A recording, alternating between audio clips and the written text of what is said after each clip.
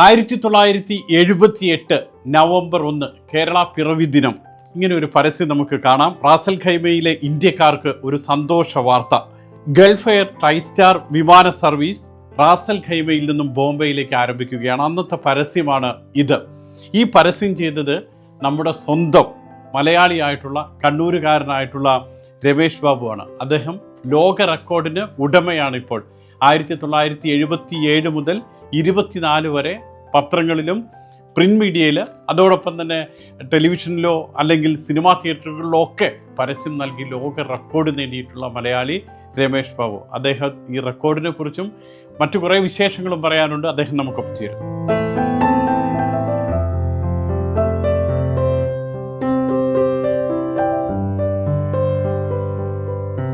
ഇത് മാത്രമല്ല രമേശ് ബാബുവിന്റെ അത്ഭുത ലോകം. ഒരേ മേഖലയിൽ പതിറ്റാണ്ടുകൾ ജോലി ചെയ്ത് ലോക റെക്കോർഡ് നേടിയ ഏക മലയാളി. 47 വർഷവും 77 ദിവസവുമാണ് കണ്ണൂർ സ്വദേശി രമേശ് ബാബു UAE പരസ്യരംഗത്ത് ജോലി ചെയ്തത്. 1977 ജൂൺ 12 മുതൽ കഴിഞ്ഞ വർഷം ഓഗസ്റ്റ് 28 വരെയുള്ള കണക്കാണ് ഇത്. ഗിന്നസ് ലോക റെക്കോർഡ് അധികൃതരുടെ ഈ കണക്കുകൂട്ടലുകൾക്ക് ശേഷവും ദുബായിൽ ഇതേ ജോലി തുടരുകയാണ് രമേശ് ബാബു. ഒരു റെക്കോർഡ് കിട്ടാൻ കാരണം എന്ന് പറഞ്ഞാൽ ഞാൻ ഈ ചെയ്ത പണിയുള്ള ഒരു റെക്കോർഡ് പണിയാണ്. അതാരും ചെയ്യാത്തതാണ്. ഇതെല്ലാം എൻ്റെ ഒരൊറ്റ ഇതിൻ്റെ മേലെ മാത്രം. ഇതൊന്നും ഈ വേറെയുള്ള പണിക്കാരും ചെയ്യില്ല. ഇതെല്ലാം ഞാൻ മാത്രം ചെയ്യുന്നത്. ഇത്രയെല്ലാം പണി ഞാനെടുത്ത്. 1974 ഏപ്രിൽ 16 രമേശ് ബാബു ദുബായിലെത്തിയത്. ബോംബെയിൽ നിന്നും കപ്പൽ കയറി 4 ദിവസത്തെ കടൽ യാത്ര. 28-ാം വയസ്സിൽ ദുബായിൽ എത്തുമ്പോൾ ജോലി ചെയ്ത് കുറച്ചു പണമുണ്ടാക്കി തിരിച്ചു പോകുകയെന്ന സാധാരണ പ്രവാസിയുടെ സ്വപ്നമായിരുന്നില്ല രമേശിന്റെ മനസ്സിൽ. റോൾസ് റോയ്സ് കാർ വാങ്ങി രാജകീയമായി കഴിയണം. 15-ാം വയസ്സിൽ മനസ്സിൽ ഉദിച്ച മോഹത്തിന് പിന്നാലെ പറന്നാണ് രമേശ് ബാബു ഇവിടെ എത്തിയത്. 15 വയസ്സിൽ ഞാൻ ഒരു ബുക്കിൽ ഇത് വായിച്ചതാണ്. ഇങ്ങനെ ഈ കാർ വാങ്ങിക്കണ്ടെങ്കിൽ തറവാടും ഭയങ്കര തറവാടുത്തുള്ള ഇതായിരിക്കണം. അതിൻ്റെ ബാക്ക്ഗ്രൗണ്ട് എങ്ങനെ ഉണ്ടാക്കിയത്, പൈസ അങ്ങനെ ഇങ്ങനെയെല്ലാം പറഞ്ഞിട്ടുള്ള അവരുടെ കഥയുണ്ടല്ലോ. അങ്ങനെ എഴുതിയിട്ട് അത് ഫുൾ പ്രൂഫ് അടക്കം കൊടുത്തിട്ടാകുമ്പോൾ നമുക്ക് പൈസ കൊടുത്തിട്ടാകുമ്പോൾ വണ്ടി തരും. വെറുതെ പൈസ കൊടുത്താൽ ഇത് തരില്ല. ഇതെല്ലാം ചോദിച്ച് അവർ ഫുൾ എൻക്വയറിയിലാക്കിയിട്ട് വീട്ടുകാർ ആളെന്നുള്ള തറവാടുത്താന്ന് മറ്റേതെല്ലാം പറഞ്ഞിട്ടാകുമ്പോൾ ഈ വണ്ടി കൊടുക്കുന്നതാന്ന് പറഞ്ഞു. എന്നാലും പിന്നെ ഇത് കേട്ടിട്ട് പിന്നെ എനിക്കൊരു അതിശയം. നമ്മുടെ പൈസയും കൊടുത്തിട്ട് ഇവർ തറവാടുത്തോ നോക്കണം ഈ വണ്ടി കാർ വണ്ടിക്ക്. ചെറിയൊരു പരസ്യ കമ്പനിയിൽ ആർട്ടിസ്റ്റായി ആദ്യ ജോലി. ശമ്പളം മാസം 600 ദിർഹം. അവിടെ നിന്നാൽ സ്വപ്നങ്ങളെല്ലാം സ്വന്തമാക്കാൻ കഴിയില്ലെന്ന് മനസ്സിലായപ്പോൾ മറ്റൊരു കമ്പനിയിലേക്ക് മാറി. അന്ന് ശമ്പളം 750 ദിർഹം. അയാളും ഒരു ബോസ് മാത്രമേ ഉള്ളൂ. പിന്നെ ഞാനും. അങ്ങനെ നമ്മൾ എന്നെ ഇൻ്റർവ്യൂ എടുത്ത് ഞാൻ നല്ല അടിപൊളിയായിട്ടുള്ളൊരു ലേഔട്ട് ഉണ്ടാക്കി കൊടുത്ത് ഒരു ഐസ്ക്രീമിൻ്റെ ലോഞ്ചിങ്ങിൻ്റെതാണ് വേണ്ടത്. അന്നേരം അത് ഈ അബ്രേൻ്റെ സൈഡിലുള്ള ഈ കനാലും 2 സൈഡിൽ ബിൽഡിങ്ങെല്ലാം വെച്ചിട്ട് ഒരു പാരഷൂട്ട് മാതിരിയുള്ളൊരു സാധനം ആ കൂടെയുള്ള ഇങ്ങനെ അതിൻ്റെ അടിയിൽ ഐസ്ക്രീമിൻ്റെ പേരെല്ലാം വെച്ച് അങ്ങനെയെല്ലാം ആക്കിയിട്ടാണ് നല്ല ആക്കിയിട്ട് കൊടുത്തത്. അന്നേരം അതെല്ലാം കണ്ടിട്ട് അയാൾക്ക് ഭയങ്കര ഇഷ്ടമായിട്ട് അന്ന് തന്നെ നീ അവിടെ പണിയെടുക്കുമെന്ന് ചോദിച്ചു. ഞാൻ ഇന്നെടുക്കാൻ പറ്റില്ല, അവിടെ കുറച്ച് എല്ലാം പറഞ്ഞിട്ട് നാളെ മറ്റന്നാളായിട്ട് അങ്ങനെ വരുന്നത്. അത്രയും പെട്ടെന്ന് എനിക്ക് ഇന്ന് വേണ്ടിക്ക് ഇന്ന് ജോയിൻ ചെയ്തു. അന്നേരം പണിയില്ലാന്ന് വിചാരിച്ചിട്ട് ഇന്ന് ജോയിൻ ചെയ്തു. ഞാൻ പറഞ്ഞ് 1-2 ദിവസം കൊണ്ട് വരാൻ പറഞ്ഞു. ദുബായിലെത്തി 4 വർഷമായപ്പോഴേക്കും സ്വന്തമായി ഒരു സ്ഥാപനം വേണമെന്ന മോഹമായി.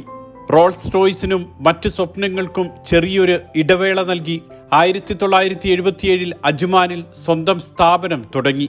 നയന ഇന്റർനാഷണൽ. UAE ഒരു മലയാളി തുടങ്ങുന്ന ആദ്യത്തെ പരസ്യ സ്ഥാപനം. കാനൻ ക്യാമറയുടെ ദുബായിലെ ആദ്യ പരസ്യം ഡിസൈൻ ചെയ്തത് ഈ കണ്ണൂരുകാരനാണ്.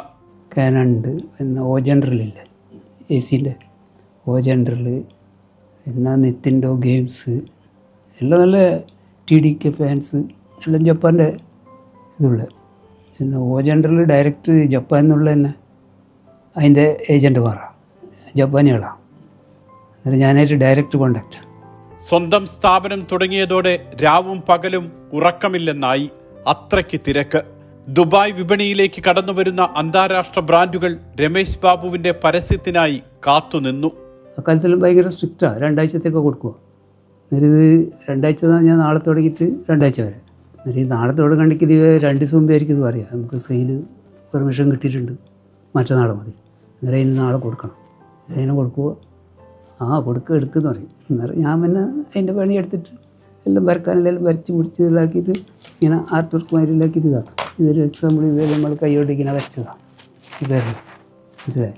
ഇതെല്ലാം അക്കാലത്ത് ഇതെല്ലാം കുറച്ചും കൂടി പുരോഗതി വന്നേരം ഇങ്ങനെ ഓരോരു കാറ്റലോഗ് വന്നേരം ഇതിൻ്റെ അതെല്ലാം കട്ട് ചെയ്ത് വെച്ചതാണ്. നയന ഇന്റർനാഷണൽ ഐ അഡ്വർടൈസിംഗ് 1992 അൽ ഉയൂൺ, ഇങ്ങനെ 3 സ്ഥാപനങ്ങളായി രമേശ് ബാബുവിന്. എല്ലാ പേരിന്റെയും അർത്ഥം കണ്ണ്. കണ്ണൂരുകാരന്റെ കൺമുന്നിലൂടെ ദുബായ് വളർന്നപ്പോൾ രമേശ് ബാബുവിന്റെ സ്വപ്നവും ഓരോന്നായി പൂവണിഞ്ഞു. അപ്പോഴും റോൾസ് റോയ്സ് എന്ന സ്വപ്നം അകലെയായിരുന്നു. 24,000 ദിർഹം കൊടുത്ത് റോൾസ് റോയ്സ് ഒരു ദിവസം വാടകയ്ക്കെടുത്തു.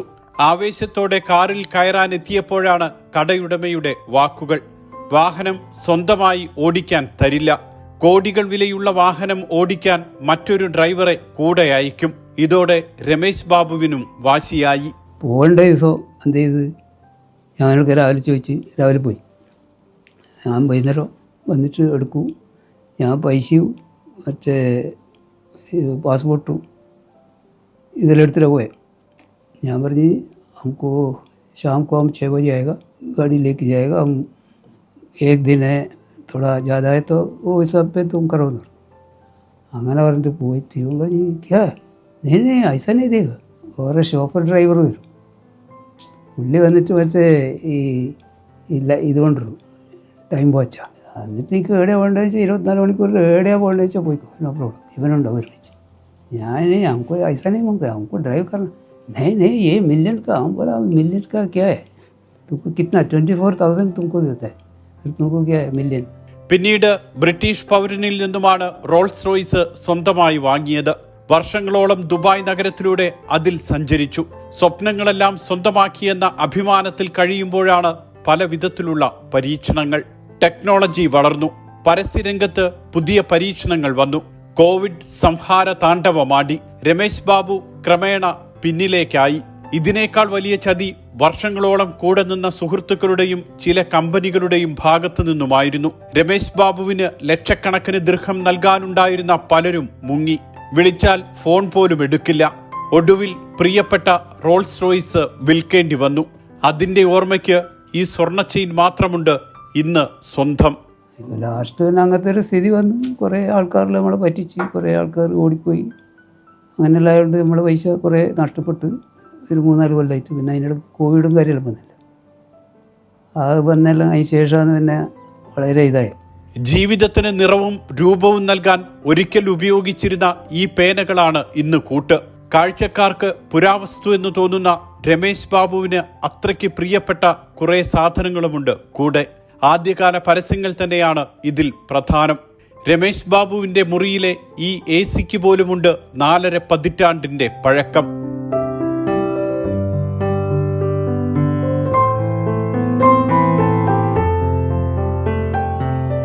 പ്രായം 75-ലെത്തി. പണവും പ്രതാപവും ഉണ്ടായിരുന്നപ്പോൾ നിഴലുപോലെ കൂടെയുണ്ടായിരുന്ന പലരും അകന്നുപോയി. പണം തരാനുള്ളവർ മുഖം തിരിച്ച് നടക്കും. അത് തന്നെ ചങ്ങായിമാർ പറ്റിച്ചതുണ്ട്. പിന്നെ ചില കമ്പനിക്കാരനെ ഇട്ടോടിയിട്ട് പോയിട്ട് നമ്മൾ പൈസയുടെ എല്ലാം അഡ്വാൻസ് കൊടുക്കണ്ടേ, പേപ്പറിലെല്ലാം വരാൻ. ഇവരടുത്ത് പിന്നെല്ലാം മേടിക്കുക. പിന്നെ തട്ടിപ്പും തരികടൊന്നുമില്ല. അതായത് അവനെ പറ്റിച്ചിട്ട് വേഗം കുറച്ച് പൈസ ജാസ്തിയാക്കിയിട്ട് അങ്ങനെയുള്ള പരിപാടിയില്ല. നമ്മൾക്ക് ഒരാൾ വന്നാലും നമ്മൾക്ക് ഉണ്ടാവും. 48 കൊല്ലമായിട്ടുള്ള കസ്റ്റമർ അന്നത്തെ ഉണ്ട്, ഇന്നും ഉണ്ട്. എല്ലാ സ്വപ്നങ്ങളും സ്വന്തമാക്കാൻ കൂടെ നിന്ന ദുബായിയോട് വിട പറയാൻ തയ്യാറെടുക്കുകയാണ് രമേശ് ബാബു. ആരോടും പരിഭവമില്ലാതെ. ദുബായിൽ കുറെ കാലം കൂടി കഴിയണമെന്ന് മോഹമുണ്ടെങ്കിലും നാട്ടിൽ നിന്നും ഇങ്ങോട്ട് പണം കൊണ്ടുവന്ന് എത്ര കാലം ഇങ്ങനെ കഴിയാനാകും?